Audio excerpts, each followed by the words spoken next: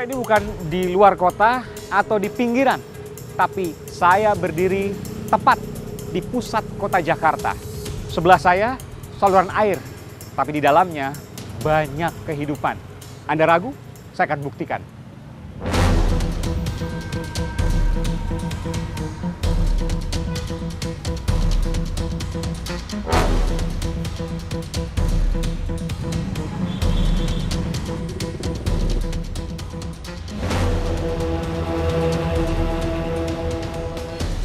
Saudara, inilah tanda-tanda kehidupan di jembatan saluran air ini.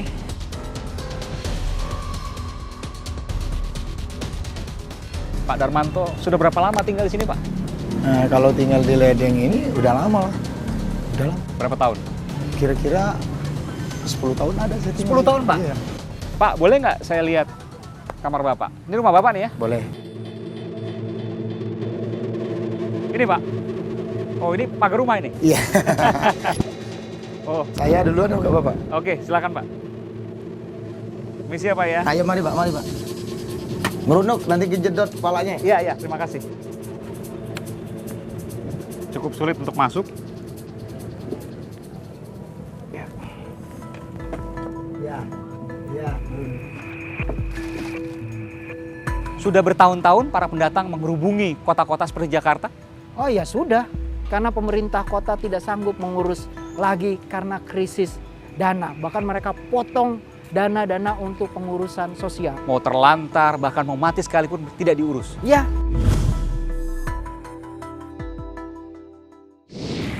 Setiap tahun bukan hanya ritual mudik, dari macet sampai soal selamat bagi jutaan orang yang urusannya juga pelik. Tapi ada lagi persoalan lain. Setiap tahun ratusan ribu orang masuk ke kota. 70.000 diantaranya antre ke Jakarta dan sekitarnya. Meski tak dilarang, tapi justru sebagian dari mereka jadi korban. Bertahun-tahun tak punya pekerjaan.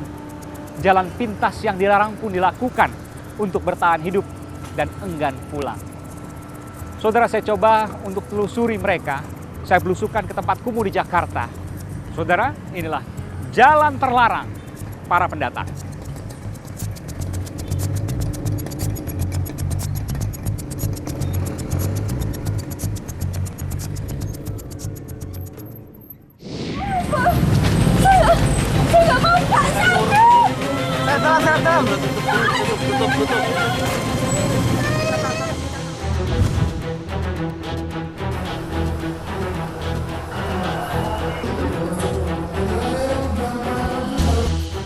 Operasi Kependudukan, Razia Gelandangan dan Pengemis, PMKS, alias penyandang masalah kesejahteraan sosial, rutin dilaksanakan, bahkan setahun bisa beberapa kali. Jakarta dalam kemegahannya menyimpan jutaan masalahnya. Sebagai ibu kota, dijadikan tempat mengadu nasib. Maka tak heran, warga luar Jakarta pun berlomba-lomba mencoba peruntungan di ibu kota. Jakarta semakin disesaki oleh warganya. Tak hanya Jakarta, kota-kota di sekelilingnya, Bogor, Depok, Tangerang, Tangerang Selatan, dan Bekasi juga merasakan hal yang persis sama. Sejenak, padatnya ibu kota dan sekitarnya menjadi lengang saat hari raya tiba. Sebagian besar masyarakat pulang ke daerah asalnya. Ada puluhan juta orang yang pulang selama 1 pekan. Namun, lengangnya Jakarta tak berlangsung lama. Tak hanya para pemudik yang kembali, serbuan warga pendatang baru pun semakin memadati ibu kota. Hal ini terus melonjak setiap tahunnya. Pendatang tidak masalah untuk Jakarta, namanya juga ibu kota, siapapun boleh datang, ngadu nasib. Maka yang penting, kalau tinggal di bangunan liar ya pasti kami akan bongkar dan usir pulang. Meski minim keahlian, segala profesi pun tetap dijalankan demi memperbaiki kehidupan. Tak sedikit pula yang hanya bermodalkan belas kasihan. Minimnya keterampilan membuat warga pendatang hidup tak layak di Jakarta, bahkan menggelandang di jalanan. Akibatnya, untuk mendapatkan uang dengan mudah, jalan pintas pun dilakukan. Mengambil uang secara paksa dilakukan demi bertahan hidup di Jakarta. Tak heran bila angka kriminalitas pun ada ratusan ribu kejadian setiap tahunnya.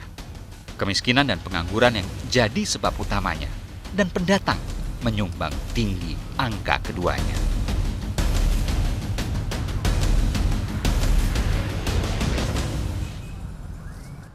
Saudara, ini bukan di luar kota atau di pinggiran, tapi saya berdiri tepat di pusat kota Jakarta.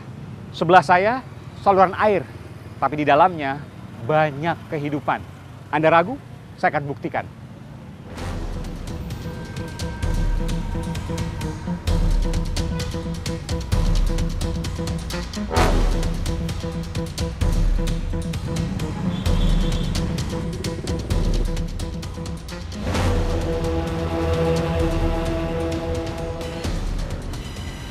Saudara, inilah tanda-tanda kehidupan di jembatan saluran air ini. Dan Anda bisa lihat sini. Ada yang piara ikan. Ada ember. Dan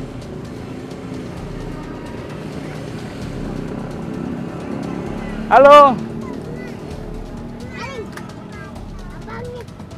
Lagi ngapain? Main apa?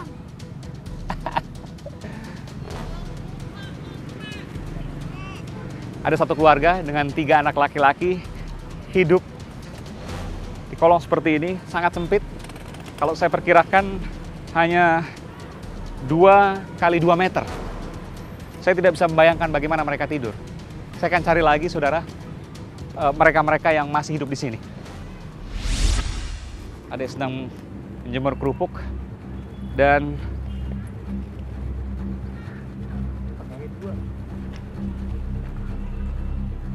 saya akan coba masuk ke dalam. Permisi. Salah satu rumah mereka.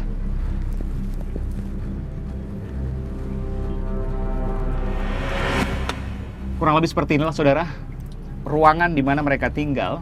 Yang tadi saya katakan 2 kali 2 meter. Dan saya melihat ada beberapa kerat botol minuman keras di sini. Minuman beralkohol golongan B. Saya tidak tahu apakah ini legal atau ilegal, tapi yang jelas ada banyak minuman keras di sini. Saya akan coba cari tahu pemiliknya dan saya akan wawancari mereka.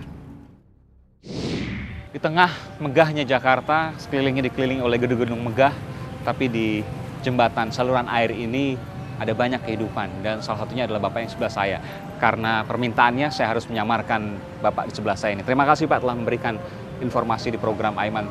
Saya tanya, Pak, Bapak udah berapa lama tinggal di jembatan ini? Kalau tinggal di jembatan ini baru 5 tahun. 5 tahun baru, Pak? Bapak sendiri memang, keluarga di mana, Pak? Saya benar bisa. Pisah dengan istri. Anak? Anak ada. Anak ada. Di Jakarta juga? Di Jakarta. Kerja apa, Pak, anak? Supir mikrolet. Tinggal di sini juga? Enggak, kontrak. Ngontrak. Bapak kenapa nggak ngontrak, Pak? Gimana ya? Mau ngontrak aja itu pakai duit kan. Sedangkan usaha saya cuma dagang. Pas-pasan untuk makan. Dagang apa sih, Pak? Dagang-dagang minuman ringan itu. Minuman ringan. Saya lihat di sana ada bir juga. Bapak jualan itu? Ya, dagang itu juga. Kemana tuh, Pak, jualnya, Pak? Di atas jembatan. Kalau malam? Malam. Oh, di bongkaran ini ya? Di atas jembatan bongkar. Yang beli siapa, Pak?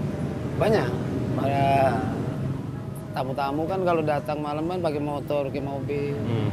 Tapi kalau minuman keras kan harus dijual di swalayan tertentu sehingga yang membeli itu terseleksi, nggak bisa anak di bawah umur.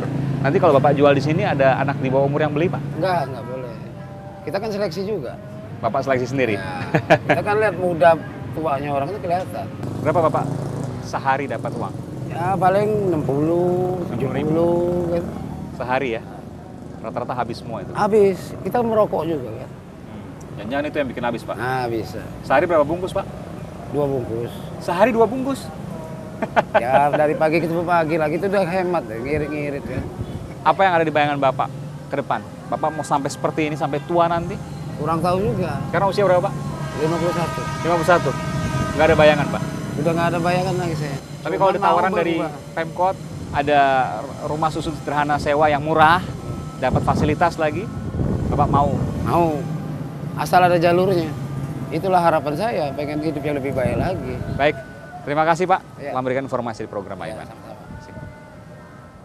Dan inilah saudara, rumah dari Pak Darmanto. Betul ya Pak? Tidurnya sebelah sini Pak? Iya. Oh, ini nggak bisa berdiri, harus jongkok nih ya. Iya. Udah, Pak, satu ini Pak ya? Satu badan ini Pak? Satu badan. Asal satu badan. Tapi ada listrik sini Pak?